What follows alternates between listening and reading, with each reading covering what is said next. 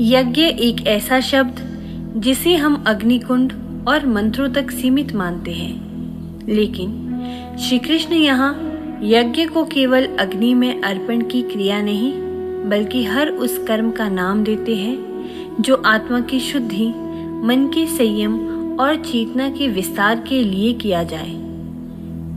इस खंड में वे हमें यज्ञ के विविध प्रकार बताते हैं: ज्ञान यज्ञ, इंद्रिय यज्ञ, प्राण यज्ञ, तप यज्ञ, स्वाध्याय यज्ञ। और प्रत्येक यज्ञ एक ही लक्ष्य की ओर इंगित करता है: आत्मा का भ्रम में विसर्जन। यह ज्ञान, यह रहस्य केवल कर्मकांड नहीं है, यह हमारी अंतः यात्रा का विज्ञान है। श्री कृष्ण हमें आमंत्रण देते हैं कि हम अपने सांसारिक कर्मों को कैसे आत्मिक समर्पण में बदलें। तो आइए यज्ञ के इन गूढ़ रहस्यों की यात्रा करें, जहां हवन केवल अग्नि में नहीं, बल्कि स्वयं के अहम को जलाने में होता है। देवमेवापरे यज्ञं योगिनः पर्युपासते, ब्रह्माज्ञावपरे यज्ञं यज्ञनेवोपजुह्वति।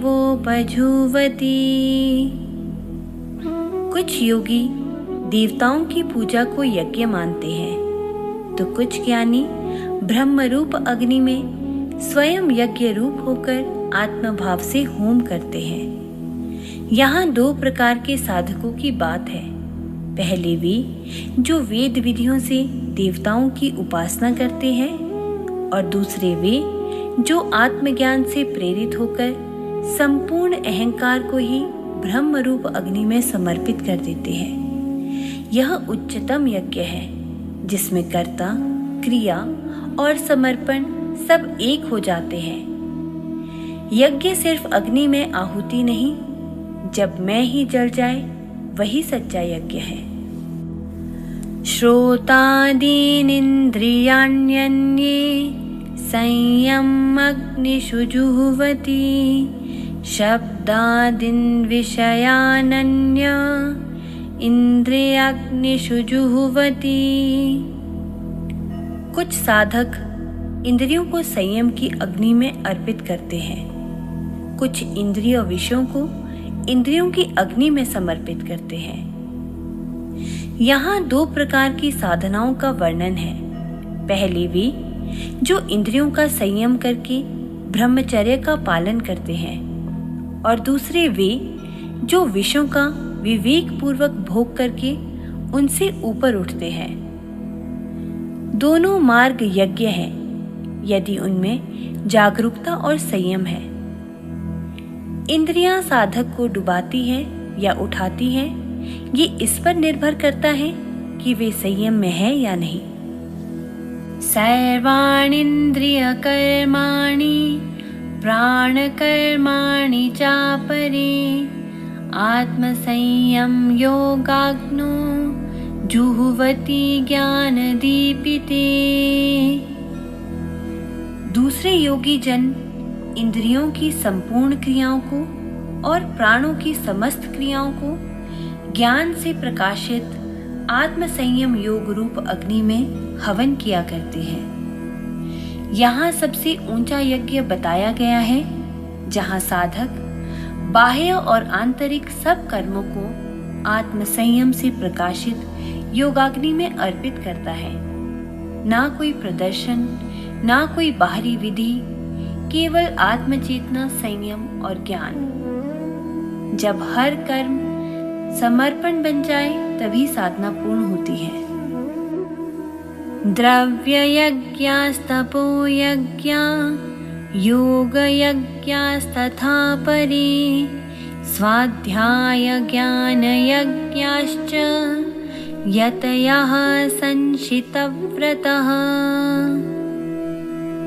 कई पुरुष द्रव्य संबंधी यज्ञ करवाते हैं, कितने ही तपस्या रूप यज्ञ करवाने वाले हैं, तथा दूसरे कितने ही योग रूप यज्ञ करवाने वाले हैं, और ना जाने कितने ही अहिंसा आदि तीक्ष्ण व्रतों से युक्त यतनशील पुरुष स्वाध्याय रूप ज्ञान यज्ञ करवाने वाले हैं।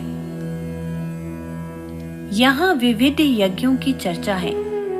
द्रव्य यज्ञ यानी दान, तपो यज्ञ तपस्या, योग यज्ञ ध्यान धारणा, स्वाध्याय ज्ञान यज्ञ यानी वेदों का अध्ययन व ज्ञान अर्जन। इन सभी मार्गों में यदि व्रत, श्रद्धा और संयम है तो वह यज्ञ की श्रेणी में आते हैं।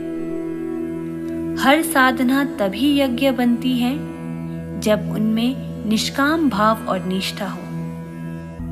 अपाने जुह्वति प्राणं प्राणे पानं तथा परे प्राणापान गतिरुद्ध्वा प्राणायाम परायणः। कुछ साधक प्राण को अपान में होम करते हैं, कुछ अपान को प्राण में और कुछ प्राणायाम के माध्यम से प्राण और अपान की गति को नियंत्रित करते हैं। यह श्वास प्रश्वास की साधना प्राणायाम की ओर संकेत करता है। योगी श्वास की गति को रोकते हुए भीतर की ऊर्जा को स्थिर करते हैं, जिससे मन, इंद्रियां और चेतना एकत्रित हो जाती है। जिसने सांसों पर अधिकार पा लिया वह जीवन की दिशा बदल सकता है। अपरे नियताहारः प्राणान् प्राणेषु जुह्वति सर्वेप्येते यज्ञविदो यज्ञक्षपितकल्मषः। कुछ संयमित आहार लेने वाले साधक प्राणों को प्राणों में ही होम करते हैं। ये सभी यज्ञ को जानने वाले लोग यज्ञ की अग्नि से अपने पापों को भस्म कर चुके होते हैं। यह सूक्ष्मतम यज्ञ है। यहाँ भोजन पर संयम, सांसों पर नियंत्रण और भीतर की ऊर्जा का प्रयोग संपूर्ण साधना बन जाता है। इन सभी साधकों ने अपने कर्मों को यज्ञ बना दिया, जिससे उनके सारे पाप यज्ञ में जल गए।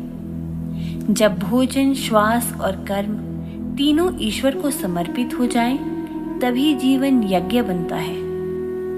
यज्ञ कोई कर्मकांड नहीं, यह है जीवन को पवित्रता के साथ जीने की शैली।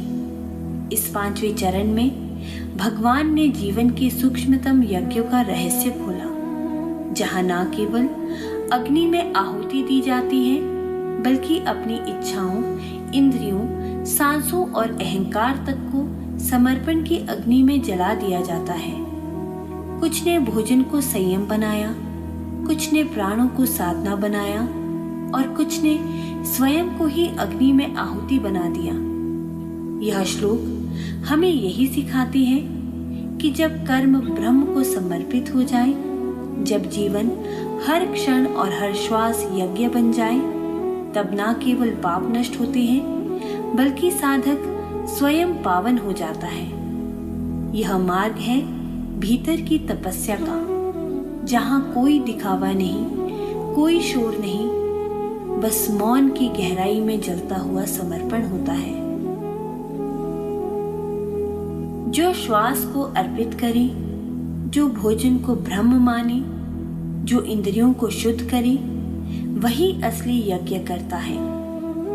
यही यज्ञ जीवन का परम गीत है।